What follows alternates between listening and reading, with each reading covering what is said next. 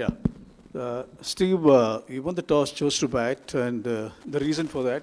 And also, do you think that the partnership was on? Do you think the 300 was a possible score on this pitch?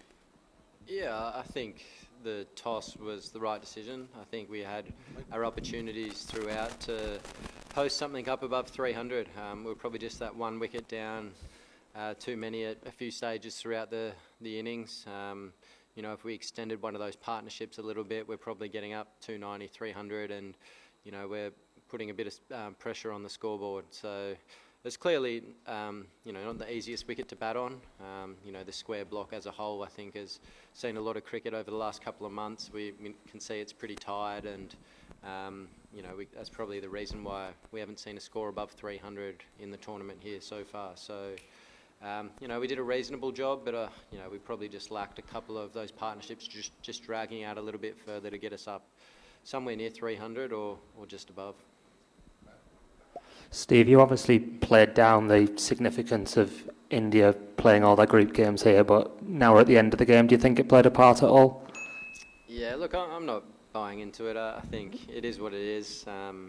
You know, India obviously played some really good cricket here. The surface kind of suits their style with the spinners that they've got and the seamers that they have at their disposal for a wicket like that. So they played well, they outplayed us, and, you know, they deserve the victory. Steve, in the eventual calculations on finer margins, do you think the fielding of your side was not up to the mark you would have liked? No, I mean, we dropped a couple of chances, and you know, I think when you're trying to squeeze the game and you're trying to build a lot of pressure, you need to take those chances when you've got 260 on the board. But that's the game; it happens. No one means to drop a catch. It's part of the game. Steve, would you also say that India planned the chase well, just sustaining that 5 runs and over right through almost? And did they plan the chase well? You know, so the target was 266, still a stiff target, but still they planned the chase well. Would you say that? What was the question? Sorry. No, would you say India planned the chase well? India? Sustaining the 5 runs and over. Yeah, I mean they kept their run rate in check throughout. Yeah, we were probably just, you know, 1 or 2 wickets away. It got pretty close towards the end. We were able to drag the game quite deep and try and put some pressure on that way. But yeah, obviously KL played really nicely at the end, and Hardik as well. So yeah, we took it as deep as we could. But yeah, they obviously chased really nicely. Steve, how much difference in Dubai pitches and Gaddafi Stadium Lahore pitches? You played in Lahore, so different result, do you think? The wickets we played on, yeah, they're completely different tracks. This one's quite slow, 2-pace, took some spin. I think the Gaddafi track's arguably one of the best one-day wickets in the world for batting. The ball skids on nicely, the outfield's lightning, and yeah, so yeah, there's definite differences there. Steve, when Australia takes part in a semi-final, the expectations are always so high. You're always expected to win. Do you feel that when you play India, their reputation is as formidable? Could that have played a bit on the boys' mindset?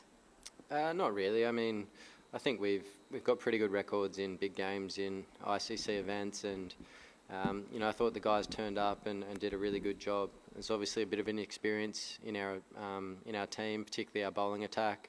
Some new guys there who I thought did a really good job as well. So, you know, they're going to be better for the exposure to a big event and playing against world-class players like the ones we came up against today and throughout the tournament. So, plenty of positives to take from it. Steve, can you talk us a little bit through your dismissal and also kind of that period of the game in general? Was that a big moment? Yeah, missed a full toss. Wasn't ideal. Yeah, my plan was kind of to try and put the seamers under a bit more pressure and just rotate the spin, but I didn't do it very well. Yeah, obviously lost my wicket at probably a crucial stage as well. So, you know, had I batted a little bit deeper, potentially could have got up, as we said before, near 300 or something. Alex was batting really nicely up the other end. So, yeah, disappointing time to get out, but that's the game sometimes. Steve, you have been a long time contemporary of Virat. So what do you have to say about the way he chases down the high targets and controls it? Can you say something about that? Yeah, I mean, he's arguably the best chaser the game has seen. You know, he's done it numerous times against us. You know, he controls the tempo of the game really well, plays to his strengths and takes the game deep. So, you know, I thought he played really well again tonight. Hi Steve, this is Abdullah from Gulf Today. Steve, you are one of the best team in the world at any given point of time, and after posting a competitive total of 264, you lost the match. So what kind of total do you think is a team should post to win the match on this pitch?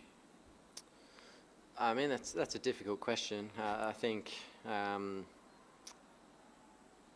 yeah, I mean, somewhere up around 300, I think, on that surface would have been a really good total. You know, there's a bit of scoreboard pressure. You've got to take a few more risks, I guess, to get above the rate. You know, with 264, they were able to absorb a few balls here and there and take the game pretty deep. So, yeah, I think 300 would have been nice, but, yeah, we weren't able to do that.